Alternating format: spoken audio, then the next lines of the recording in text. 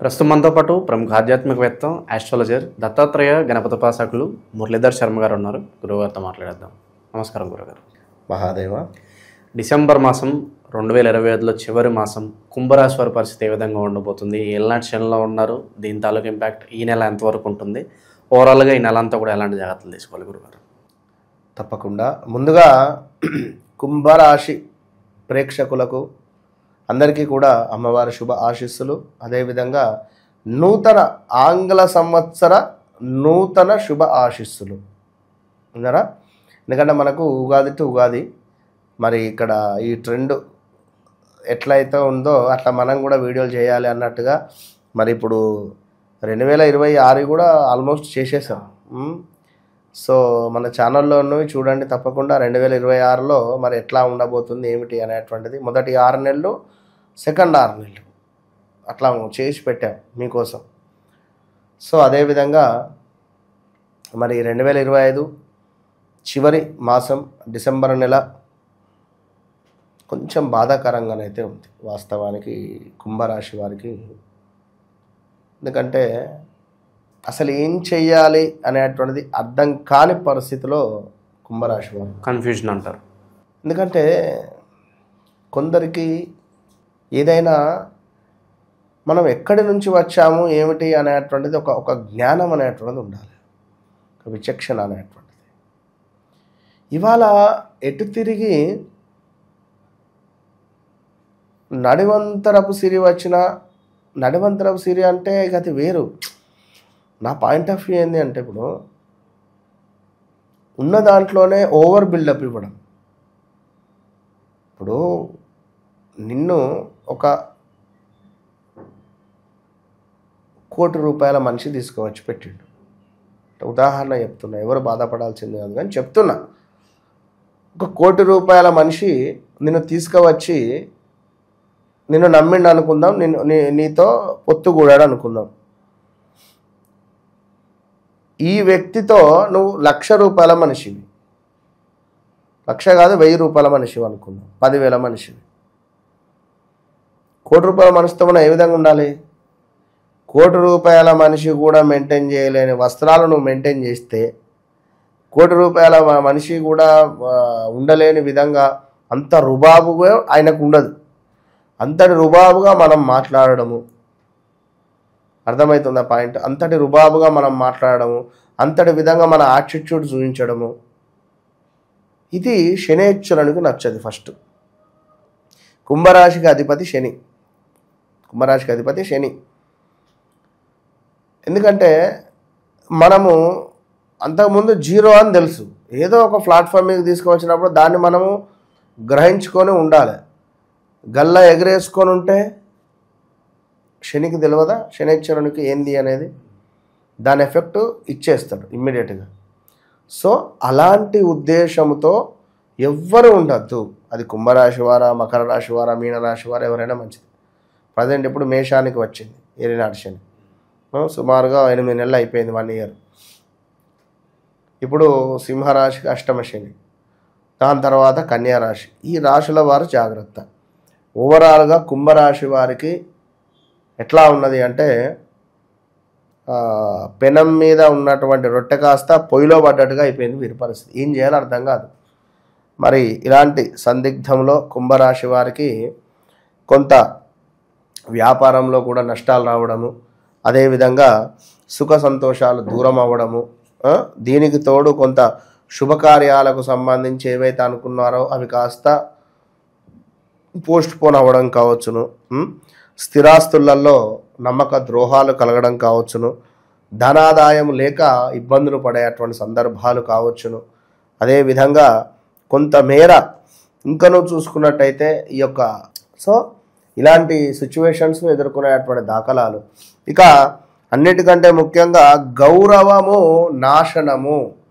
మీ గౌరవం ఏదైతే ఉందో అది నాశనం అయ్యే పరిస్థితులు, ధన హాని ఉన్నది. అదేవిధంగా దూషణలు, అన్నదమ్ములకు కానీ అక్క చెల్లెలకు కానీ ఇంట బయట విపరీతమైనటువంటి కలహాలు ఏర్పడేటువంటి పరిస్థితులు, భార్యాభర్తలకు కూడా అన్యోన్యంగా ఉన్నామే మేము అని అనుకునేటువంటి వారికి కూడా గొడవలు జరిగేటువంటి దాఖలాలు ఉన్నవి. కుటుంబంలో కొన్ని కలహాలు ఏర్పడేటువంటి పరిస్థితి ఉన్నది. దగ్గర దాకా వచ్చినటువంటి సంబంధం మిస్ అయిపోయేటువంటి దాఖలాలు కూడా ఉన్నవి. ఇన్ని నెగిటివ్ ఇంపాక్ట్ కుంభరాశి వారు ఉన్నది. దయచేసి కుంభరాశి వారు చాలా ఓపికగా పేషెన్సీగా ఉండండి. పేషెన్సీ అంటేనే శనైశ్చరుడు. మీరు ఎంత కోపానికి గురి అవుతారో, మిమ్మల్ని ఎంత కోపానికి గురి చేయాలో అంతకు డబల్ త్రిబుల్ శనైశ్చరుడు మిమ్మల్ని కోపానికి గురి చేస్తాడు. కుంభరాశి వారికి ధనపరమైనటువంటి చిక్కులు, అదేవిధంగా ఏ పని పాట లేకుండా నూతన వస్త్రాలంకరణలు వేసుకోవడాలు, ఫోటోలు దిగడాలు, ఇలాంటివి ఉండడాలు. అదేవిధంగా కొంతమేర ఎటు చూసినా సుఖ సంతోషాలకు కొంత ఏదో మానసిక ఆందోళన అయితే కనబడుతూ ఉన్నది. సో ఇక అదేవిధంగా కొంత అలసత్వము, చిన్న పని చేస్తేనే అలసిపోవడము, అదేవిధంగా అపకీర్తి రావడము, చివాట్లు రావడము, భోజన హాని కలగడము, అదేవిధంగా కొంత అసౌఖ్యంగా ఉండేటువంటి ప్రదేశాలకు వెళ్ళడము, అక్కడ ఉండడము, విపరీతమైనటువంటి బాధలో ఏదో కొద్దిపాటి ఒక గంట సేపు కరెంటు పోతే 5 నిమిషాలు కరెంటు వెళ్ళిపోవడము. అంటే ఒక 1 అవర్ కరెంట్ లేక చెమటలతో తడిసిపోయినాం. ఒక 5 నిమిషాలు కరెంటు రాగానే మరి 10 మంది జనాలు ఉన్నారు, ఒకటే ఫ్యాన్ ఉన్నది, ఏం చేసుడు? కానీ మనము కావద్దు, అంతే. Meditation, pin drop silence. ఏంటి గురువు గారు ఏం చెప్పారు అసలు మీరు? ఏమన్నా అసలు దీనిలో ఏమైనా అర్థం ఉన్నదా? పిన్ డ్రాప్ సైలెన్స్ అంటున్నారు. మాకు వాడు అప్లోడ్ ఇంటి మీదకి వచ్చి లొల్లి పెడతా అంటే నేను పేషెన్సీగా ఉండాలి. అనుభవించే వారికి తెలుస్తుంది బాధ అంటే. యాక్సెప్ట్. కారు కొన్నాం, యాక్సెప్ట్. సంతోషంగా అలా తిరిగినాం కదా, యాక్సెప్ట్. అది ఎంత అద్భుతంగా యాక్సెప్ట్ చేశామో దాని ఈఎంఐ కట్టకుండా కూడా వాడి ఇంటి మీదకి వస్తాడు, దాన్ని కూడా యాక్సెప్ట్ చేయాలి. అప్పుడే 2 బ్యాలెన్స్ అవుతాయి. అయ్యో ఈ ఇంటి మీదకి వచ్చిందేంది, ఎట్లా? ఇప్పుడు అప్పు తీసుకున్నాం, వానికి అప్పు తిరిగి ఇచ్చేస్తే అయిపోయా, వాంతో నీకెందుకు గొడవ? అవునా కాదు? అప్పు అనేటువంటిది తీసుకున్నాము, అయిపోయింది, వాళ్ళకి తిరిగి ఇచ్చేస్తే సరిపోతుంది, గొడవే ఉండదు కదా. సో ఇలా అప్పుల ఊబిలో ఇరుక్కపోవడం కావచ్చును. అదేవిధంగా ఇంకా చాలా ఇబ్బంది కలిగించేటువంటి సందర్భాలు అయితే ఉన్నవి కుంభరాశి వారికి. మరి ఇంతటి ఇబ్బంది కలిగించేటువంటి సందర్భాలలో ఒక్క తేలికపాటిది ఏమిటి అంటే,